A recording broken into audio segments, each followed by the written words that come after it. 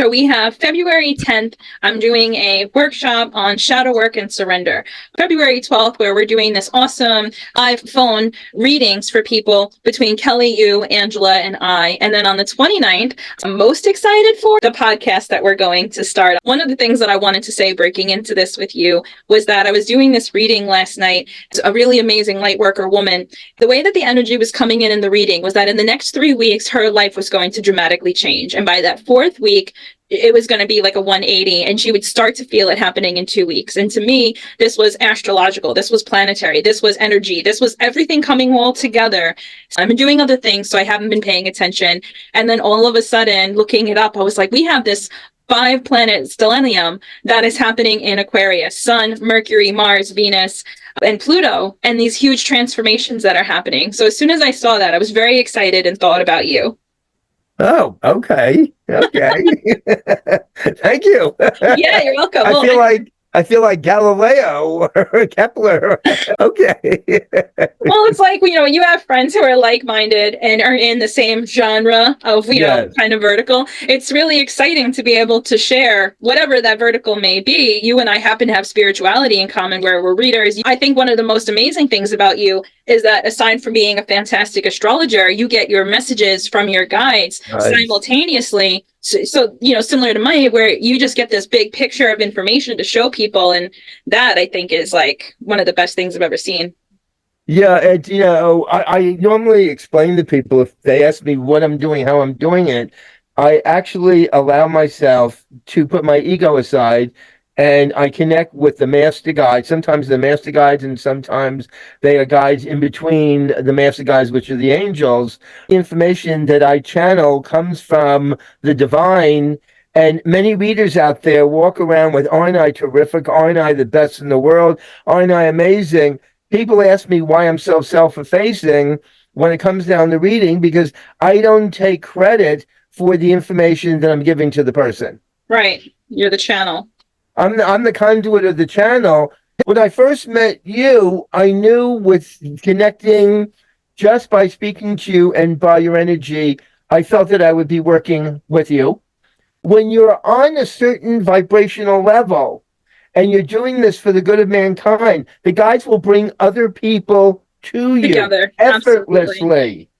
There's been these other video chats that we've had, and you and I get into some very, I want to say, exciting information together. So one of the places that we left off was the stellium that's happening is that mirroring Atlantis, right? Yes. And you were saying to me there's 144,000 master guides now to prevent what happened in Atlantis happening here. And what I really indulge in the experience of this is that we have a kind of like when you go bowling, you have those gutters that come up. It gives me some comfort that we have that boundary from guides who don't want that to happen again, but also that Atlantis was a spiritual story. It was a farce. It was get your head out of the clouds. That's not real. Pay attention to this. And then they found evidence that proved that it's real. And I think, you and I have also had these conversations. Spirituality, religion, science. Science needs evidence. And we kind of rely on science to have actual evidence because that's the role of science in our lives. Religion is kind of from a doctrine, when you look at organized religion, it said these are the rules that we're holding on to. So these are the rules that we're playing by. With spirituality opens itself up to, I want to know the truth. I want to feel connected. I'm aware that there's something bigger than me out there, and I want to understand what that something is and how I'm related to it. And I think if we approach spirituality through that lens and then say specifically, I'm looking for the truth, the origin point of myself, and the truth of that to be in alignment to that, show me the way. That's when we get those guides, because we're coming from a genuine heart-centered place. Correct. Looking for alignment and growth. And almost every story that you see, it is the person who puts themselves aside, not denying their own personhood, but allowing themselves to be guided, by the right individuals that really we see flourish in their spirituality. It's got to be heart-centered. Atlantis was also proof that there were other dimensions and galaxies that were far more advanced than ours, that actually had come to our planet. I think there's Lemurian society. There are so many different societies that we have connected with, and a lot of our technology came from Atlantis, including witnessing of the Bermuda Triangle. So, yeah, we tend to live in a very skeptical society that is based on scientific logic and testing and retesting and incontrovertible proof. And I don't know if everything in our lives can be proven. A lot of things go by faith, our belief in God, our belief in a higher power. I witness miracles. We have gifted people that are healers, Reiki healers, quantum healers. Not everybody back 2,000 years ago had a Walgreens or had a pharmacy to go to pick up medicine. Back then, a lot of our cures, I believe, were channeled from these master guides and these spirits. Yep.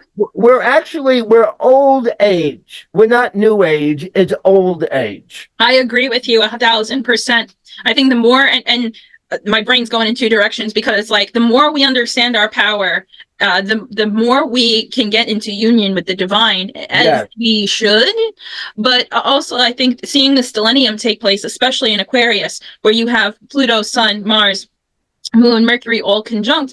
Astrology, I understand, is not the end all be all, because it's just a way of interpreting and communicating, and that source and all the energy of source trumps it. That's something I needed to learn in my past, in between my relationship with astrology. But I think it's notable to say that astrology is showing us that this is happening, and this is happening in real time, starting in just a couple days, with February 5th kicking it off, and it's going to go all the way to like February 24th, 26th. This is the doorway that we're walking into right now. And this is what makes me so excited to do things like the podcast that we're doing, because we're talking about real events happening in real time and giving tidbits just like this, where you're going to be talking about astrology, pulling up a chart, looking at it, and then either a personal experience or someone else's personal experience, or the information that we've accrued throughout our spiritual journey that we've spent most of our lives doing, being able to put that all in this forum together and talk about either the messages that we're receiving or the experience that we have. And I think that's what's going to to me, that's one of the most special components we can offer.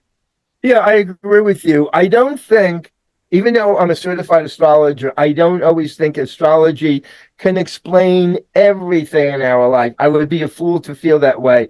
There's so many different things that we can ascribe the human world to. Even people that are into Reiki energy, people that are into Tesla energy, there are components of science and there are components of mathematics, because in truth, and even said this, we live in a calculating mathematical world. 369. Right. He was fascinated with 369 because he said the truth to the universe, if you look at it, is in math. It is astrology based on the exact mathematical time of birth. Yeah. So we live in a very mathematical, calculating world, and there are a lot of truths. So if you bring those all together in a very fine congruency, you have the keys for the spiritual and you have the keys for the material. Now, a lot of people say to me, is astrology fatalistic? No, we have choices with astrology. Absolutely. People say to me, well, if it says not to go to work, should I stay at home? Because in the chart, it says Venus is squaring Mars. And I say, no, just be very cautious. When you get up, don't drive too fast. I've had more of them say, my God, there is so much truth behind this. I can't believe how much astrology and numerology actually can pinpoint certain behavior. I am very good friends with psychiatrists and psychologists. I've given them readings. At the beginning, they said this has no concrete proof at all. Paul Young believed in astrology. Adler believed in astrology. Newton believed. I mean, all these scientific minds believed in astrology. There are a lot of very, very famous royal families that will. You remember Nancy Reagan? Nancy Reagan wouldn't let him fly until she consulted with Joanne Quigley, who was her private astrologer. The White House even used it.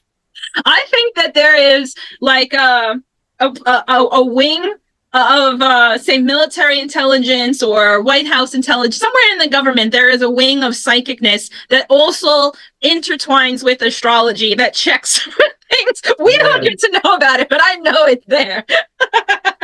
It said that Nancy Reagan would not let Ronald fly until certain aspects of his midhaven and his nadir were checked out. Who else do I know? One of the most famous astrologers in the world. She's passed. Marie Napoli. I studied under Marie Napoli. She read for Calvin Klein. She read for royalty. All of these people that don't want society to know that they go to privately to astrologers. All of this. I mean, again, we are not bringing anything to the forefront that is new. It's been Yeah. going on for centuries. A lot of the stuff has been esoteric. And I think Yes. what we're seeing is the esoteric peeled back into now the public eye. And Yeah. with this new Aquarius soup that's going to be here, because of the planets that are in play, Pluto transformation, Mercury information communication, Mars action, Venus art, romance expression, money, Right. finances, and the sun is that light that's going to be there. So seeing this energy all come together, I think we're going, it's like I said, it's a doorway to the bigger shifts that will continue to happen this year and beyond. And One of the things beyond. I love most about getting a reading done with you is you do the astrology chart, but then you also have your guides come and Yes. you're giving that reading in real time with the astrology that you're seeing. And I know about what you do, but can you explain your process to somebody that doesn't know? Like say on the 12th, when we're going to do the readings, can you Mhm. explain to somebody what that looks like? Yeah, on the 12th, The 12th and 29th. yeah, I have a computer program actually that I created. But what I do is when somebody comes to me, I ask them their exact day of birth, their time of birth, where the location of the birth. And what I do is I set up a map from the heavens. I create the map and then I can see from the map the patterns and the behavior of the planets because the planets give off, they radiate energy. And from that, and it's like looking like an algorithm. I have to very quickly in my mind attach all of the planets. I can go through Sun, Moon, Mercury, Venus, Mars, Jupiter, Saturn, Uranus, Neptune, and Pluto. I connect all the planets with the dots, and then I'm able to see what a person's life path is all about.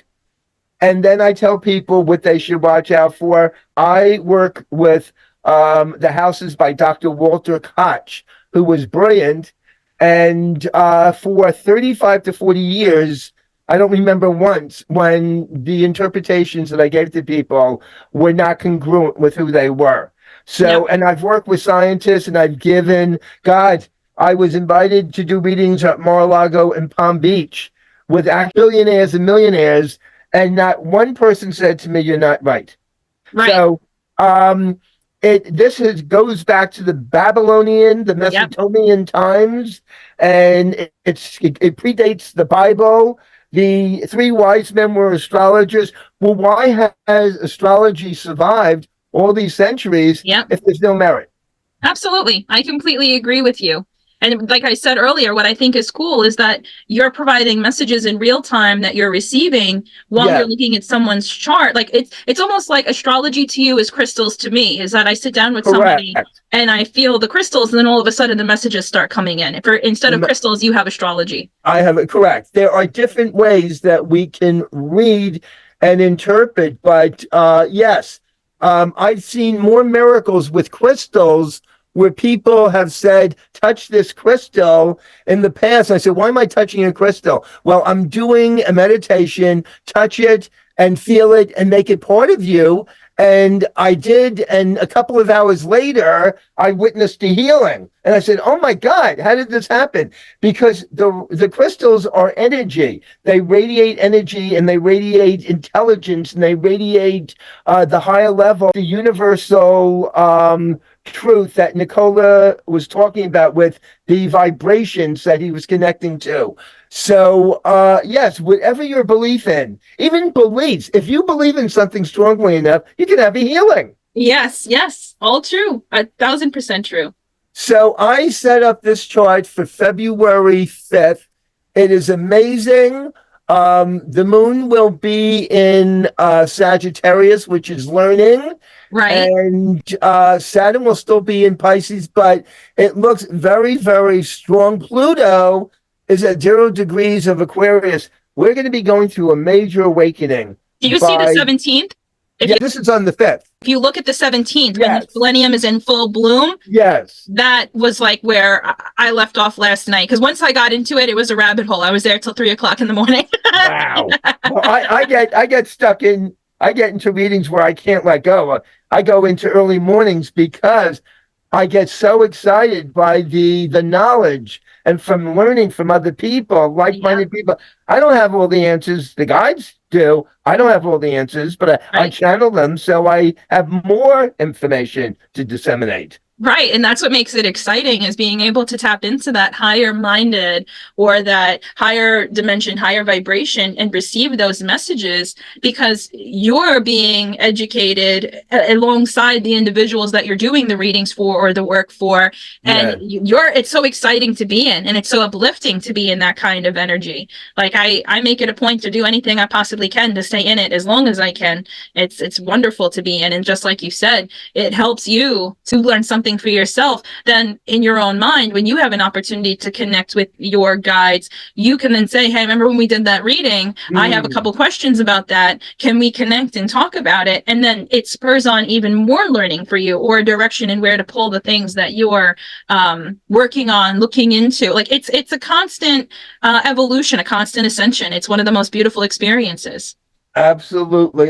There are times that I get so excited about it that it takes me a while to calm down.